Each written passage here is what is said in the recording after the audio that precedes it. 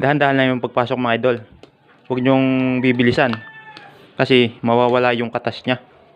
Ayan, tapos nyo, susundutin nyo naman mga idol para talagang pumasok sa ng sagad. Ayan.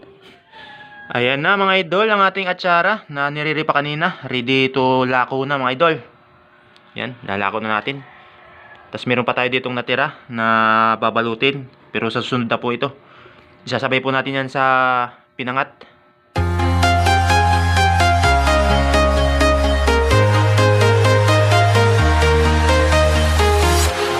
Walking alone, the streets are empty.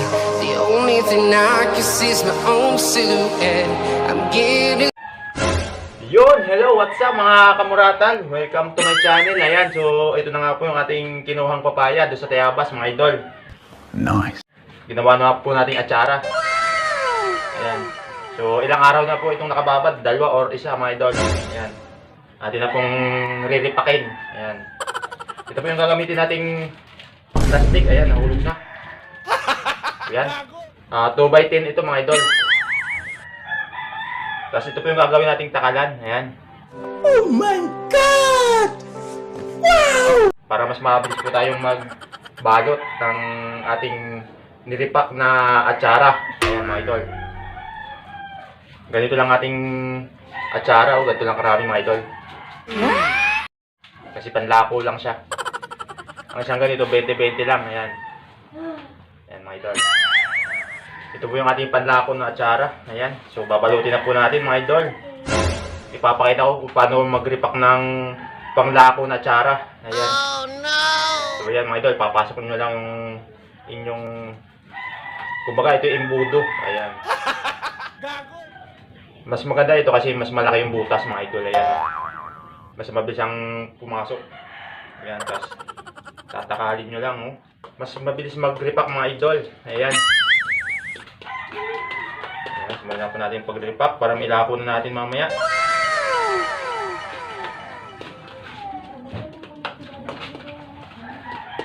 Ayan mga idol, ang ating pag-repack. Tapos kailangan may isang kutsara tayong pang sundot. Ayan. Ito po ay ilalako natin mamaya sa Lucena Public Market. Itong ating atsara na ito.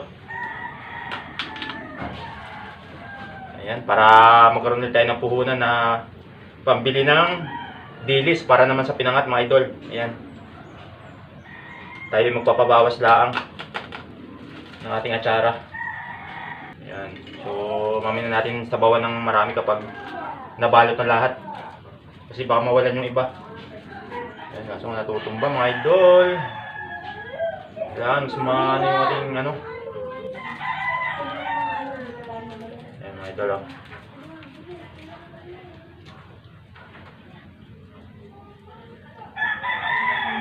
Tatali mo muna natin itong ano, para may sandalan yung ating ginagawa atsara.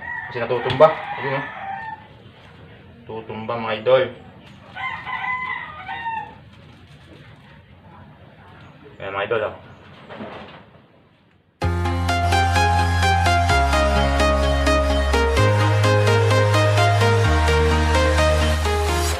I'm walking alone, the streets are empty. The only thing I can see is my own silhouette.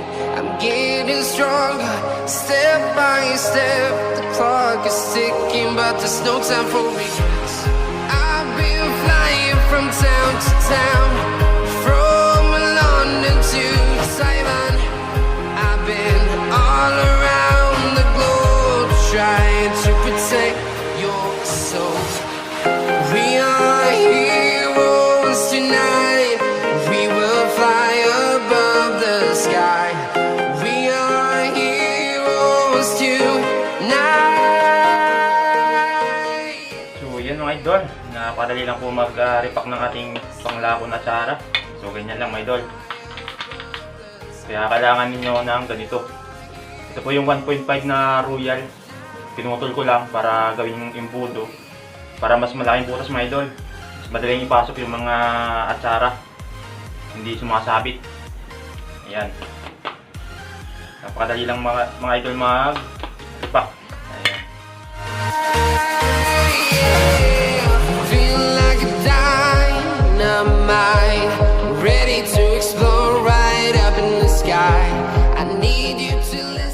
ang ginagamit kong plastic mga idol para mas mura siya. Kapag ibinita natin, mura lang. Kasi 20-20 lang isang ganito. Kung ikumpara natin sa may lagayan talagang plastic, medyo mahal-mahal na yun mga idol. Eh, alam nyo naman ang kayong mga buyer ay talagang budget na budget lang yung mga pera nila. Kaya ganito lang ginagawa ko. Kaya kailangan talaga mga idol, kapag tayo ay may produktong ganito, alam natin yung pagmamarket. Para alam natin mga idol kung anong dapat natin gawin sa ating mga produkto na pambinta. Ayan, tulad nito. Ginagawa ko na lang, nire-rep ako na lang para mas mura siya. Ayan. Para kahit papaano yung iba ay makakabili. Kasi kung ilalagay natin ito sa lalagyan na plastic, yung ganito mga idol, kung ilalagay natin sa ganito, eh medyo mahal-mahal na. Eh paano kung budget na budget ng pera nila? Ayan, so hindi sila makakabili. Eh kung ganito ang gagawin natin mga idol, ayan, ripak-ripak na yung ating atsara. Yung tag nito, yung mga nagtitipid, talaga makakabili sila kasi affordable, 20 pesos, meron ka ng atsara.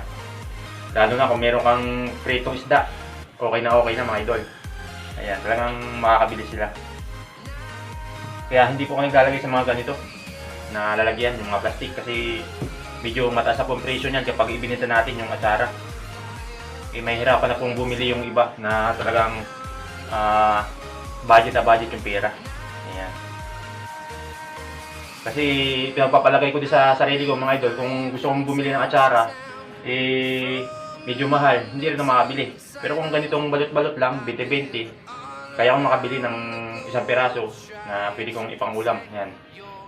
Kaya yun ang pinagbasihan ko na mas maganda, i-repack na lang yung ating atsara. Para marami nang makabili mga idol. Ayan. Kasi hindi naman lahat ng tao ay makakabili nung medyo nasa lalagyan na plastic. Ayan.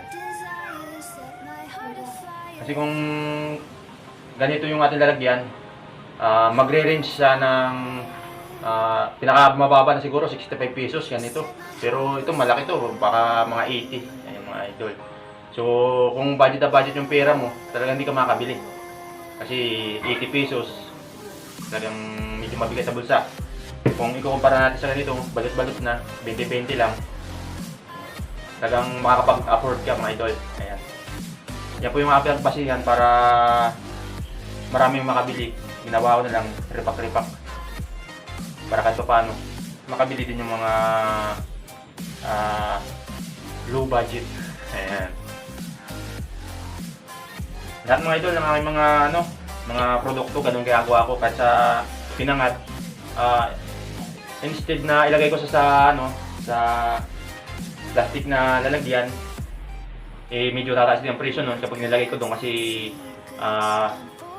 bibili pa ako ng lagayan. So medyo mahal na.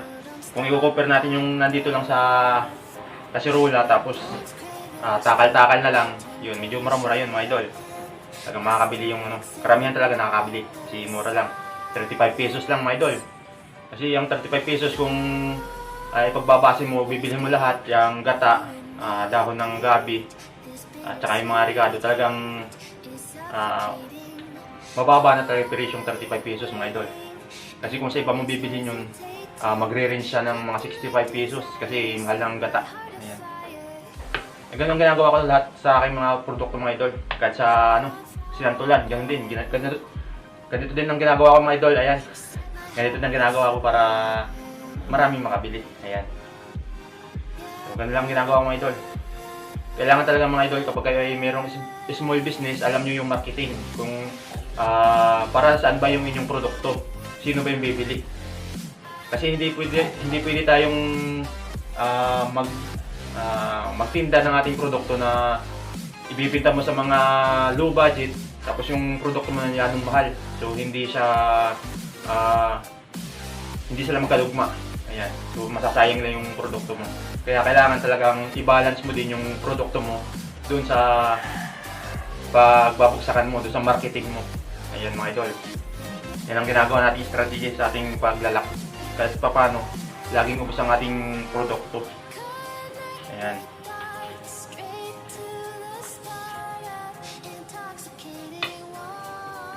Kaya yung iba dyan, siguro nagtataka bakit sa ganito ko nilalagay. Ayan. Yan po ang dahilan ko kung bakit nilalagay ko sa ganitong 2x10 po ito. Ang sukat nitong plastic nito, 2x10. Ayan. Para kahit pa paano, mura lang siya na aking ititinda. Maraming makakabili. Kasi kung makakikita nyo talaga ang atsara mga idol, nakalagay sa ganito, sa plastic bottle. Dito po siya nilalagay. Pero kung dito ko ilalagay, siyempre tataas ang presyo niyan, may hirapang bumili yung iba. Yan. Kaya dito ko nilalagay para mura. Ripak-ripak lang.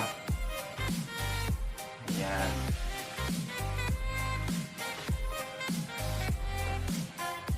Kasi kung ilalagay talaga natin mga idol sa plastic bottle, talagang presentable siya na itinda. Kung i-compare natin dito. Pero ang pinagbabasihan kasi natin yung price na kaya nung bibili. Kasi nasa probinsya lang tayo mga idol. Alam nyo naman sa probinsya ay provincial rate din. Kaya talagang budget na budget ang pera ng ating mga kababayan dito sa probinsya mga idol. Ayan. Pero kung sa Manila siguro yan, talagang kailangan talaga nasa plastic bottle. Kasi mataas-taas ang rate doon sa Manila.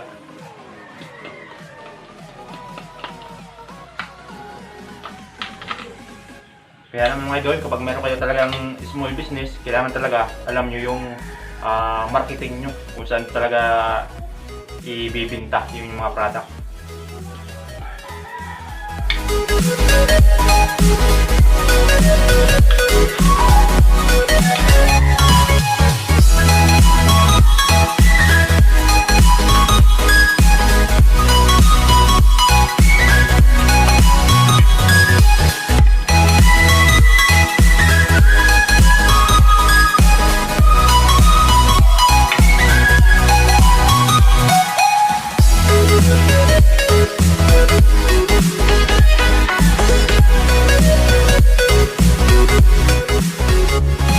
Ayan, ito po yung ating atsara mga idol. Medyo marami-rami yung naluto nating atsara ngayon. Kung i-compare natin mga dati. Kasi yung dati kasi mga idol, yung pinakauna nating luto ng atsara ay kumbaga trial lang yun. Kung papatok. At saka ipinapakilala pa lang natin yung ating products. Kaya paunti-unti lang muna. Pero ngayon medyo paunti-unti na ano siya, nakikilala na.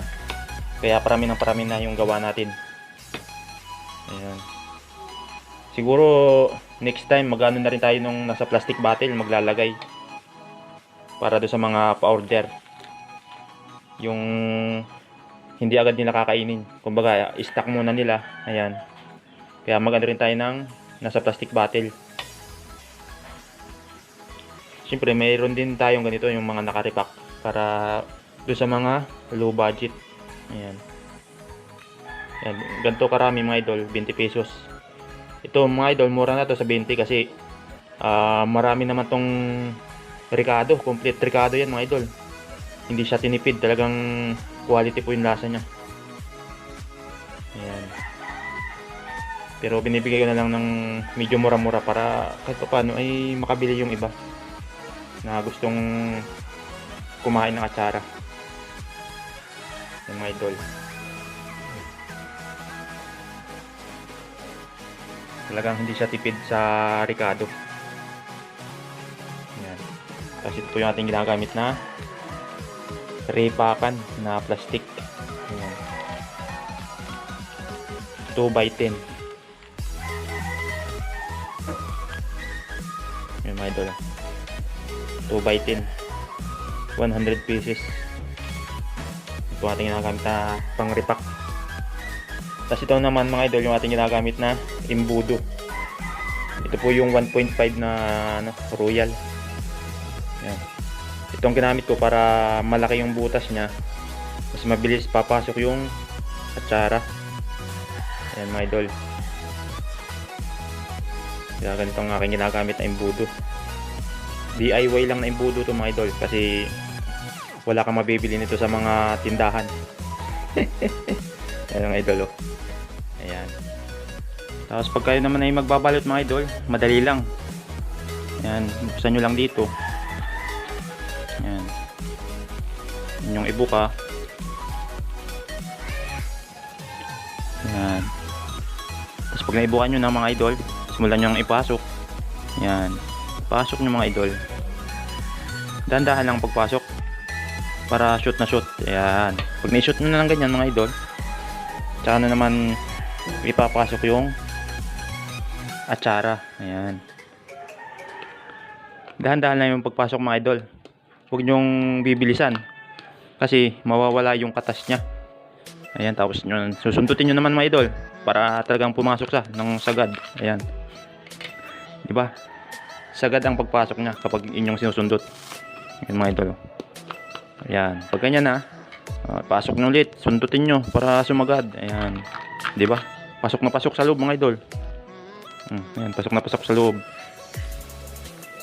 Saan naman papasabawan. Ayan. Pasabawin nyo mga idol. Para hindi mawala yung lasa. Ayan. Yan ang nagpapasarap dyan mga idol. Yung sabaw eh. Ayan. Yan ang nagpapasarap dyan. Yung sabaw. Ayan. Tapos pasabaw-sabawan nyo ulit ang kauntihan. Ayan. Huwag nyo naman karamihan mga idol. Kasi maubusan naman yung sahol yan. Mawala ng sabaw.